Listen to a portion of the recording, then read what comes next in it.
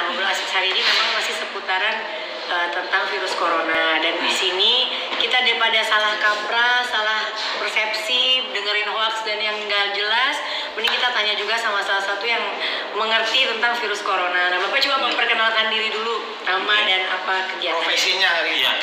Jadi nama saya Muhammad Indro Cahyono. Orang-orang lebih senang memanggil saya biasanya Pak Dindro. Selain sebagai kepala R&D, saya membawahi banyak lab di bawah saya. Profesi saya adalah seorang virologist. Jadi saya virologist. Kalau di Indonesianya virolog. Jadi Virolog. kita meneliti virus, hidup tinggal bersama virus, kemudian mengamati setiap virus, penyebarannya gimana untuk banyak virus. Bukan hanya untuk corona, tapi juga termasuk untuk flu burung dan macam-macam virus yang lainnya yang ada di Indonesia. Oke, apa sih itu virus corona? Coba Pak. Coronavirus itu virus sebenarnya bukan hal yang menakutkan ya. Itu udah ada dari sejak mungkin 200 sebelum Masehi. Itu udah ada sebelum Masehi. Udah. Cuma udah. namanya beda. Enggak, memang tetap coronavirus. Tetap COVID-19. Bukan. Coronavirus itu jumlahnya ada ratusan. Oh, I see. COVID-19 Salah satu satunya. dari itu. Nah, coronavirus itu nanti akan terbagi jadi 4 kelompok besar. Oke. Ada alfa, beta, delta, gamma. Nah, yang alfa itu untuk alfa dan beta untuk mamalia. Kelelawar, babi, anjing, kucing, ferret, manusia ada di alfa.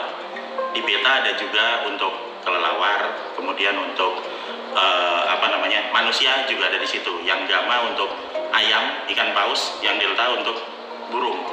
Nah, yang menarik di daerah Beta. yang beta ini Manusia.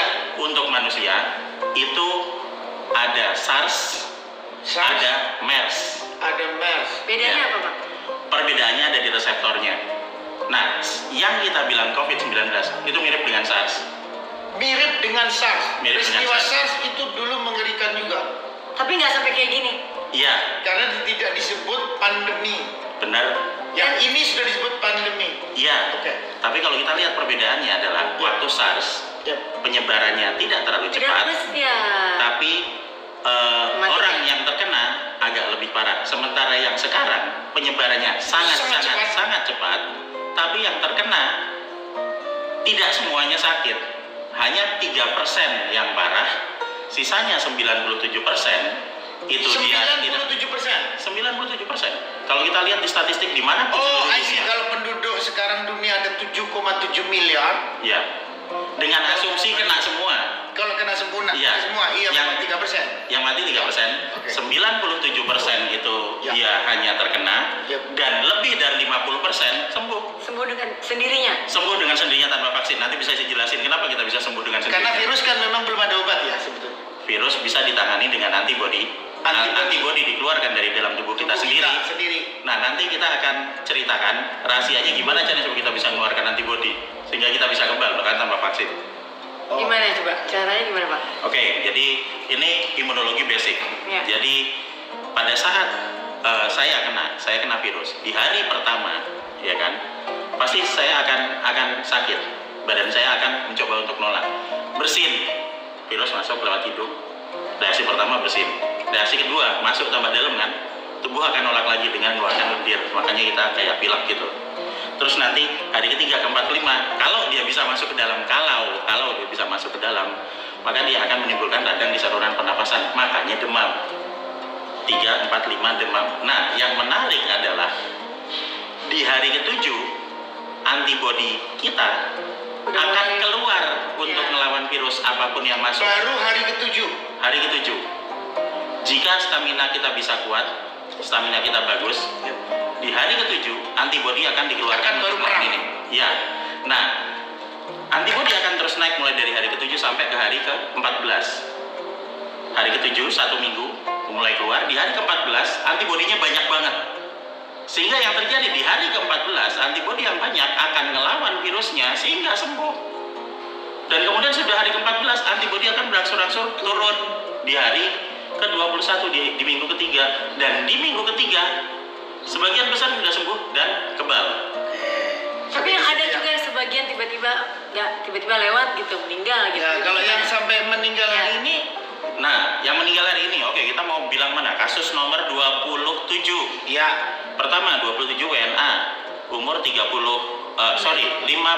tahun. 53 tahun. Dengan gejala bronkopneumonia akut. Dan dia sudah menaun. Tanpa kena corona, dia sudah sakit. Apalagi ditambahin.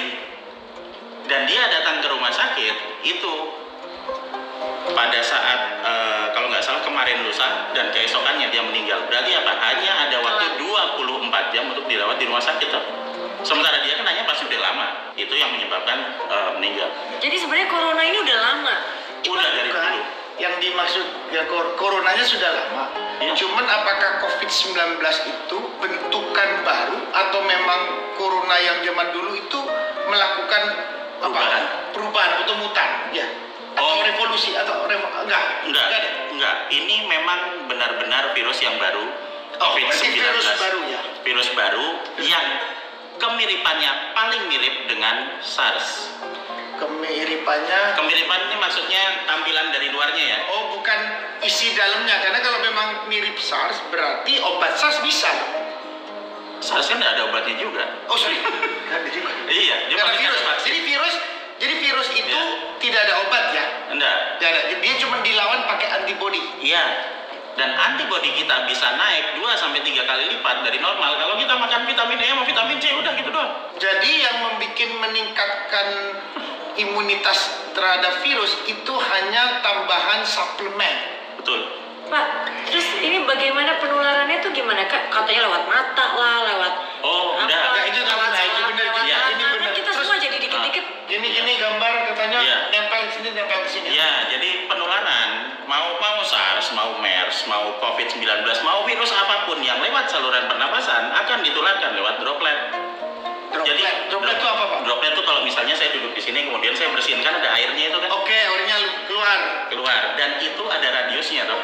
Yes. Hanya radius 1,5 meter. 1,5 meter. Ya, lebih dari itu di 2 meter dia nggak Sudah sampai. bisa. Nggak. Jadi sama juga COVID di luar 2 meter, di luar 2 meter nggak bisa. Nggak. Jadi dia sana pasti sudah enggak. Ya. Orang itu kena, saya di sini, Ya. bukan terus lihat matanya terus gua kena nih. Enggak ya. Tidak. Dia hanya karena dia menginfeksi saluran pernapasan di sini, berarti virusnya banyak di saluran pernapasan dan respon tubuh normal adalah bersin untuk mengeluarkan virus dan dia hanya sebatas ya radius itu aja. Radius 1,5 meter. Iya. Kalau kita nggak boleh salaman sekarang apa sama orang, kita harus pakai tisu basah, apa hubungannya jadinya? Lah, kalau misalnya saya terkena dan saya nyebarkan itu kemana-mana, ya berarti misalnya sama Mas Anang gitu kan ya, saya kena terus saya bersihin di sini, ya harus dibersihkan sininya. Tapi kalau saya sehat dan kita semua sehat ya nggak perlu. Jadi tubuh kita kalau benar-benar sehat, Ya, meskipun di sebelahnya adalah orang kena virus, ya itu pasti kita akan melawan antibodinya, pasti kita bisa nggak kena.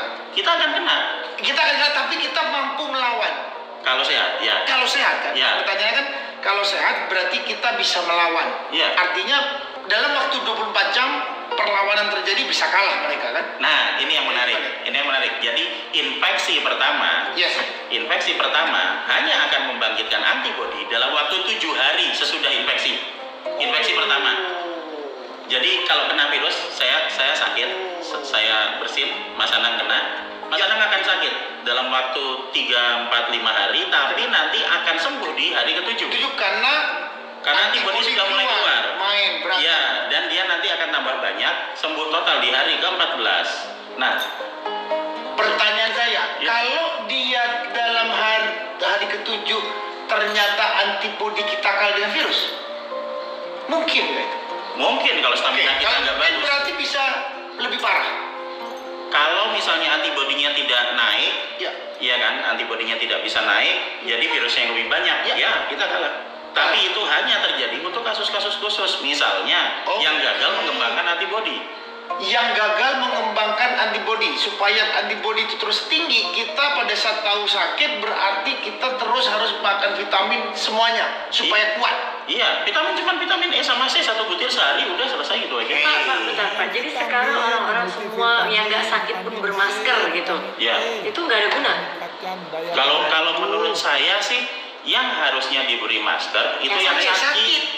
Karena kalau coba dibayangkan, misalnya saya bersin, terus Mas Anang pakai masker misalnya ya, terus saya bersin di dekat situ, lah kan bersin saya kan ketutupan galangan masker benar ya, tapi kan kena bajunya. Nah, terus nanti ini dibuka maskernya sampai rumah terus kena lagi ya nggak ada gunanya. Pak, tapi kalau abis benar udah dibilang sembuh nih dari corona, itu benar-benar sembuh apa sebenarnya masih ada di dalam badan kita? Saya yakin benar-benar sembuh karena gini, ada yang namanya sel memori. Nah, ini inti dari ilmu kekebalan tubuh ada di sel memori. Sel memori akan menyimpan semua data tentang virus yang masuk ke tubuh kita. Itu sebabnya anak-anak divaksin. Vaksin sama wabah, sama-sama virusnya. Tapi kalau vaksin, virusnya sudah lemah atau sudah mati, jadi nggak mungkin bikin sakit. Sementara yang dari wabah biasanya bikin sakit, paling tidak sampai selama 1 minggu.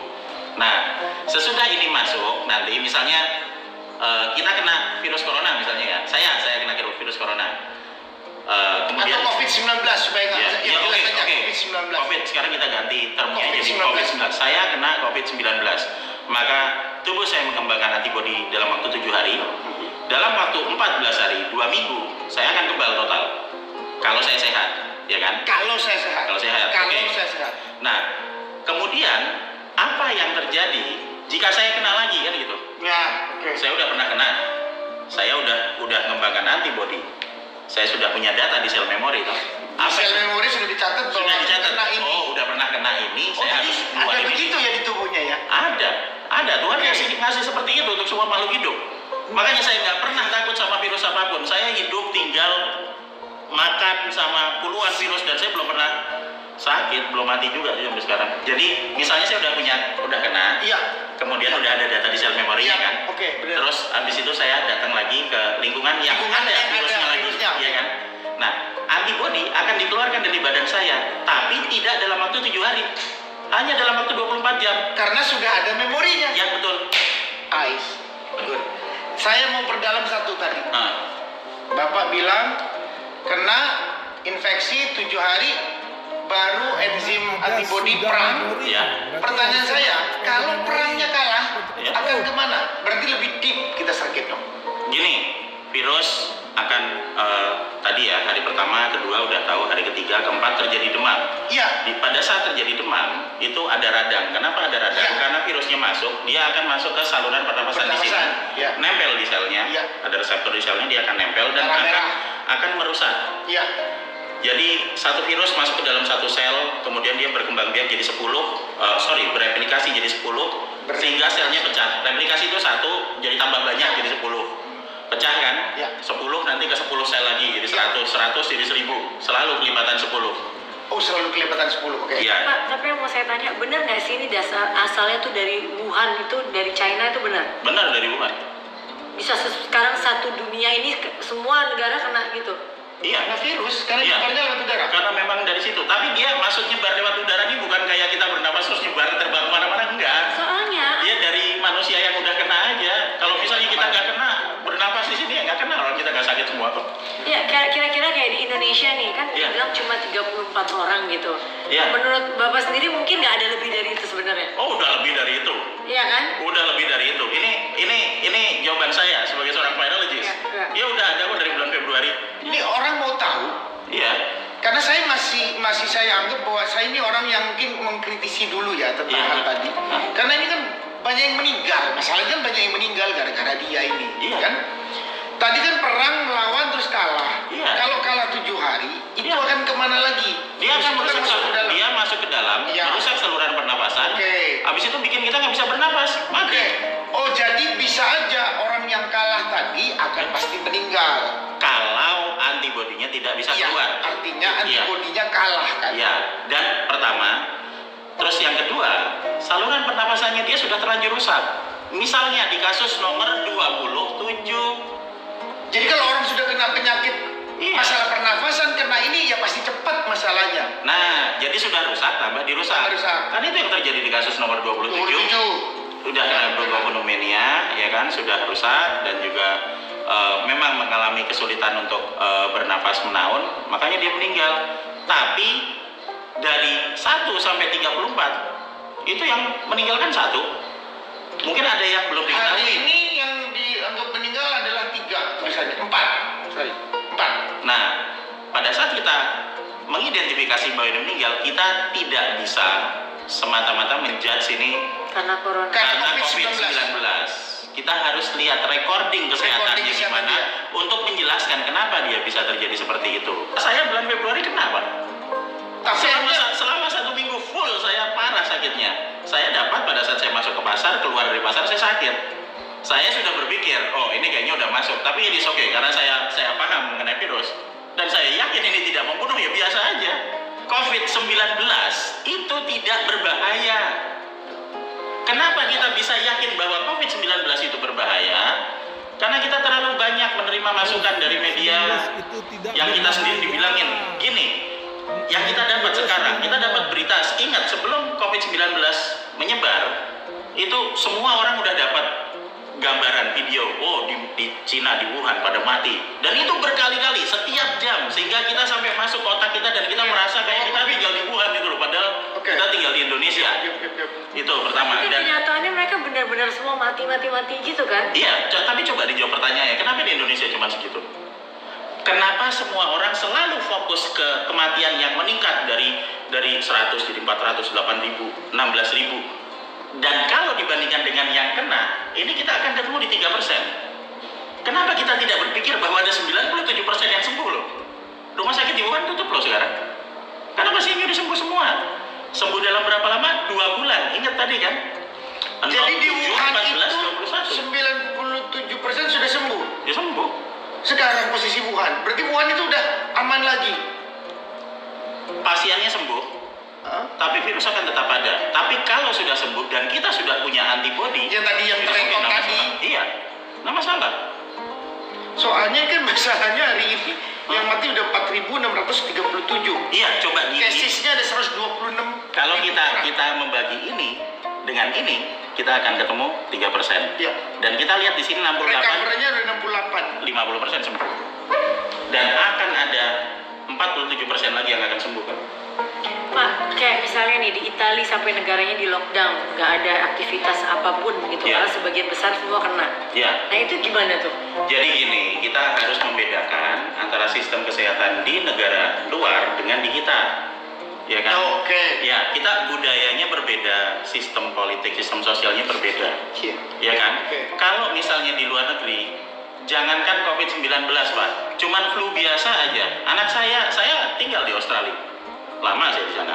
Pada saat ada satu anak di Kena SD, flu. SD anak saya kena flu biasa. Itu diliburkan kok, anaknya suruh pulang ke rumah. Dan karena dia takut nyebar, diliburkan kok 2 minggu. Sehingga kalau ada gini, kalau di prinsip epidemiologi, kalau dalam satu populasi ada 1, 2, 3 yang kena, berarti kita harus memperhitungkan bahwa satu populasi itu kena semua. Berarti apa yang harus dilakukan? Pertama, meminimalkan paparan virus. Gimana caranya? Ya udah tinggal di rumah masing-masing. Jangan sering keluar, karena kalau sering keluar ntar kena kan gitu. Kalau di rumah gimana? Oh, kita bisa proteksi sendiri, kita bisa bersihin rumah sendiri, kita bisa ngepel rumah pakai pembersih lantai, cuci tangan. Orang itu juga pada mati semua kok corona pakai gitu doang. Soalnya ini, Tadi Bapak bilang kan Bapak pernah kena di Februari. Iya. Itu benar? tapi itu COVID. Bapak yang kena COVID-19.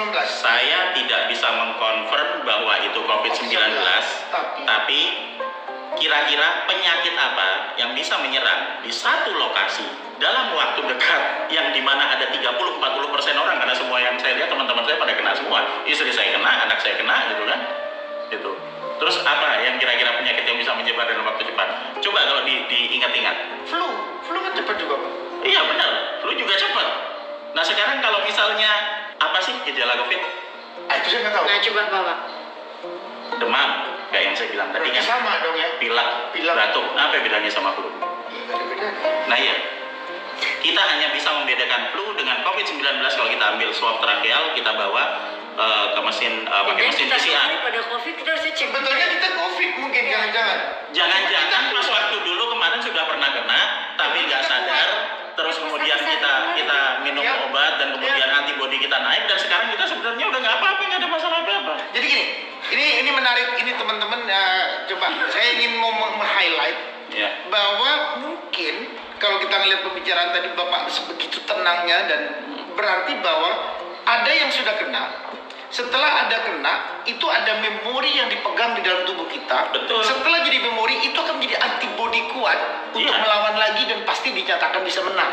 Iya kan? Kan itu kan pernyataan yang saya ambil tadi. Iya, karena prinsip dari vaksinasi kan itu. Iya, betul. Dari vaksinasi. Kalau ilmu vaksinasi kan virusnya udah terekam di dalam tubuh. Iya. Karena itu dikasih untuk direkam. Iya. Ada serangan, jegrek, pasti lawan. Pam. Kita melihat datanya aja, bahwa di data tetap akan ada 97% yang tidak meninggal, dan ada lebih dari 50% yang sembuh, dan selalu bertambah yang sembuh.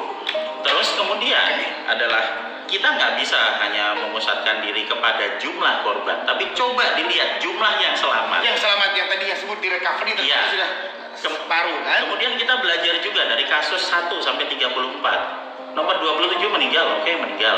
Terdeteksi positif dan meninggal kan. Tapi kan dia ingat tadi sudah ada gangguan pernafasan sebelumnya, sehingga tambah parah. Dan dia dibawa masuk hanya dalam waktu 24 jam di rumah sakit. Nggak, soalnya yang jadi masalah Pak, kenapa kita jadi panik dan sampai toh WHO menyatakan ini adalah pandemi? Ya. Karena memang korbannya, kan ini jumlahnya memang luar biasa gitu.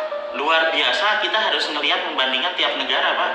Bisa di Australia cuma 2, di Indonesia 1. Ya, tapi ini kan kalau melihat data yang di share, ini kan memang pendataan ini kan yang mengerikan, memang ada di beberapa negara ini. Kayak Amerika, 3-4 hari lalu, itu yang dibilang dinyatakan oleh total kasus total, itu baru kemarin 300 sampai 400 dalam 3-4 hari lalu.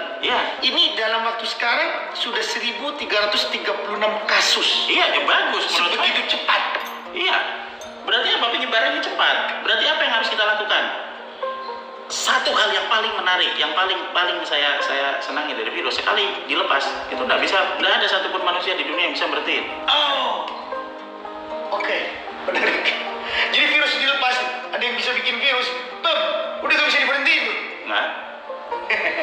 Enggak, apapun virusnya. Apapun virus, tapi virus itu bisa dibikin memang Pak. Virus tidak bisa dibikin, dimain-mainin, dimodify bisa. Tapi berarti kan gini, pernyataan tadi menarik, Bapak bilang tidak bisa dibikin. Iya. Tapi dimodify, sama menurut saya, karena dari bentuk cuman handphone sama kacamata, tahu-tahu dijadikan handphone kacamata, kan jadi baru Pak. Kan bahaya. Apa begitu pernyataannya? Kalau kita mau main-main dengan mengubah virus, nah sangat dimungkinkan untuk mengubah itu menjadi virus yang agak berbeda. Bukan total berbeda ya. Agak berbeda. Jadi misalnya perbedaan virus antara MERS dengan COVID-19. Misalnya sama perbedaannya, misalnya rambut saya hitam, sementara rambutnya Mas Anang hijau. Yaudah itu aja bedanya. Tetapi penyerangan itu tetap sama. Tetap sama. Nah, mungkin perbedaan dari rambut itu, kalau saya bilang itu, jadi virus itu kita bayangkan seperti bola, kemudian nanti ada duri-durinya, spike. Nah, di ujung dari spike itu nanti yang akan menentukan apakah dia bisa menempel kemana, menempel ke manusia atau menempel ke hewan atau menempel kemana, dan itu spesifik. Nggak bisa yang biasa nempel ke hewan tiba-tiba nempel ke manusia. Nggak bisa. Nggak. COVID-19 nggak ada hubungannya sama hewan, ini full untuk manusia. Jadi hewan nggak mungkin kena COVID-19? Enggak, anjing saya enggak. Saya udah bikin percobaan juga di rumah. Maksudnya pada saat saya sakit, anak saya sakit, saya naruh anjing di atas. Harapan saya kena dia. Kalau dia sakit berarti kena kan gitu. Iya, ini nggak sakit, nyantai-nyantai aja. Dan saya kena duluan. Kemudian setelah saya sembuh, 3 minggu kemudian anak saya naik angkot. Kemudian pas pulang ke rumah dia sakit, panas, tinggi. Saya tidur dekat anak saya dengan harapan untuk mengecek apakah antibodi saya bisa nangani apa enggak. Kalau misalnya ternyata saya tidak sakit, berarti penyakit yang kena ke saya sama kayak penyakit yang dikenaan ke anak saya, karena antibodinya spesifik. Tapi kalau saya ikut sakit, berarti ini penyakit yang berbeda kan gitu. Saya selalu bikin percobaan apa lah istilahnya, eksperimen itu kemana-mana. Jadi kita nggak mati apa yang kira-kira kapan ini akan berakhir? Kalau sebagian besar penduduk sudah mulai kebal, maka virusnya akan mati. Karena apa? Karena begitu dia masuk, kemudian nanti dilawan sama antibodi kita, ya dia habis. Pertama itu, antibodi kita bisa melawan. Terus yang kedua, kita juga bisa meminimalisir paparannya. Kita nggak bisa desinfeksi, nyemprotin satu kota Jakarta, nggak mungkin, itu aneh itu. Tapi kita bisa bersihin rumah kita. Yes. Setiap kali kita dari mana-mana, kita bisa pulang langsung baju dilepas, masukin mesin cuci, Jadi terus mandi. harusnya itu ya. Sekarang kembali ke rumah tangga masing-masing, bahwa please harus sampai rumah dibersihkan dengan baik. Ya, dan itu mati kok pakai apa aja, nggak masalah. Menjadi menarik bahwa dalam waktu 3 hari 4 hari ini dari 2 menjadi 34, begitu cepatnya. Iya, Itu kan? iya, Inilah yang saya jadi panik. iya. Jadi bisa kenyataannya 34, jangan-jangan minggu ke depan ini tahu-tahu jadi 500 lebih. Ya. Saya pengen panik lagi. Aduh. Sekarang coba gini, misalnya kata COVID-19, Yuk. saya ganti jadi asma gitu. Panik nggak? Enggak. Kenapa nggak panik? Ya karena udah banyak orang yang kena asma sembuh. Iya. Tapi ada yang mati juga sih. Berapa banyak korban yang mati kena asma? Wah, itu saya nggak tahu. Lebih banyak daripada 3%. Oh my God. Iya, jadi intinya Kenapa jadi asma nggak tahu? Karena ini penyakit. Takut ya. Ini logikanya masuk akal. Sebenarnya karena ini penyakit baru, namanya juga udah corona, terus kita lihat di Wuhan pada kayak Iya, kelompok-kelompoknya kan. Nah, jadi Permainan, berarti ini permainan media ya Pak? Ya enggak. Nah, maksudnya gini loh. Apa yang mau kita terima di otak kita itu kan kita bisa milih sendiri. Kalau kita sering kali masuk aja kan, kita bilang sama kayak dulu waktu kecil saya dibilangin sama kakek saya, jangan ke pojokan situ, itu di kuburan situ ada gua, di situ banyak pocong. Takut Sampai kita. bertahun-tahun saya nggak berani, sampai saya datang ke situ. Sampai dia datang ke situ, saya tungguin, nggak keluar pocongnya. Nah kemudian sekarang apa bedanya dengan COVID-19? Wong Jawa banget Pak ini. Dikasih tahu ya kan, wah ini kalau kena nanti mati, udah itu nanti gelimpangan di sono itu kan. Sampai kita lupa bahwa kita nggak ngeliat orang gelimpangan di Jakarta. dan kayaknya kalau udah kena itu kayak udah akhir dari dunia gitu ya. Lah iya. Kayak Padahal enggak kan ya. Ini sampai ada dari Instagram, ini dari teman kita, salah satu anak Indonesia yang di Perancis. Itali. Di Ya. Itali dia membuat keterangan di Instagram yang sekarang mungkin jadi Ya. viral juga. Ya dia menceritakan bahwa untuk dia kena, akhirnya dia sarannya dia sangat bagus. Mendingan kamu di rumah aja lah dulu, jaga diri kesehatan, jaga lingkungan baik-baik. Ntar kalau sudah nyaman ya silakan. Iya, lah kan sama kayak dibilangin tadi. itu di negara Iya. kita, di negara kita gimana? Kerja masih masuk, sekolah kalau nggak masuk bolos. Iya, Apa iya ada kan enggak, itu gini, Itu beda lagi tuh. kalau misalnya kita belum kena, ya kita tetap melakukan kegiatan seperti biasa. Tapi ini juga pelajaran bagus buat kita, bahwa kita bisa mulai meningkatkan pola hidup bersih kan. Ya, sering Aku setuju. istirahat. Jadi tindakan yang selanjutnya Pak, yang sekarang takutnya orang adalah kalau kita kena. Iya. Tadi sudah dijelaskan kalau kita kena adalah 7 hari, Iya. pasti kita flu dan macam-macam. Habis itu baru kita akan melawan. Ya, Jadi gini Pak, kalau kita kan nggak pernah tahu nih kenanya atau enggak. Kita tunggu 7 hari, kita sanggup melawan. Nggak sanggup di atas 7 hari, mendingan kita rumah sakit. Gitu. betul. Tidak kemana-mana. Yang mau saya tanya, apa semua rumah sakit di Indonesia udah bisa mendeteksi corona? Good. Deteksi corona itu hanya bisa dilakukan lewat PCR. Nah, PCR itu jadi mesinnya tuh, mesin PCR tuh mesin kecil aja. Orang-orang pada nyembah itu, padahal sebenarnya itu cuma mainan anak-anak aja. Jadi kalau kita ngambil, Dianggap gampang sama Mas ini ya. Bingung saya ini. saya 15 tahun untuk mainan virus dan juga melakukan hampir semua uji diagnostik dari serologi sampai PCR sampai mana, sampai isolasi virus itu saya kerjain semuanya. Makanya saya tahu setiap detailnya itu. Makanya saya bisa nebak bahwa nomor 27 itu kena bukan dari luar negeri, bukan dari mana, tapi emang dari paparan di lingkungan. Kan itu kan ditanya kan, dari mana dia? Katanya daya beliau tahan menyatakan tubuh yang paling penting ya. tadi vitamin E dan vitamin C Ya. itu yang bisa menangkal. Jangan salah terima ya, bahwa ini bukan menggampangkan masalah, sama sekali bukan. Yap, Kita tetap harus waspada terhadap coronavirus. yap. Tapi Jangan panik. masalah utama di sini, ini kita harus ingat bahwa masalah utamanya adalah di virusnya yang masih bisa menyebabkan kesembuhan buat 97% Ya. penderitanya. Ya. Masalah utama di COVID-19 ini adalah kepanikan. Karena kita COVID-19 itu lebih ke kepanikan. kepanikan. Jadi semakin panik kita semakin nggak bisa berpikir. Pada saat kita nggak bisa berpikir, kita nggak akan bisa melakukan hal sesuai dengan akal sehat. Ya. Begitu kita tidak panik, kita akan bisa melakukan apapun. Logika akan mengalahkan kepanikan, pengetahuan akan mengalahkan ketakutan. Selalu seperti Itu itu. pesan dari Bapak ya. Ya. Makasih Pak udah datang Selamat. jauh-jauh dari Bandung atas semua Ya, pesannya kita pun apa pengetahuannya Bu? kita. Kalau bisa disampaikan pesannya apa? Iya pesannya kita ya tadi mungkin tetap harus waspada.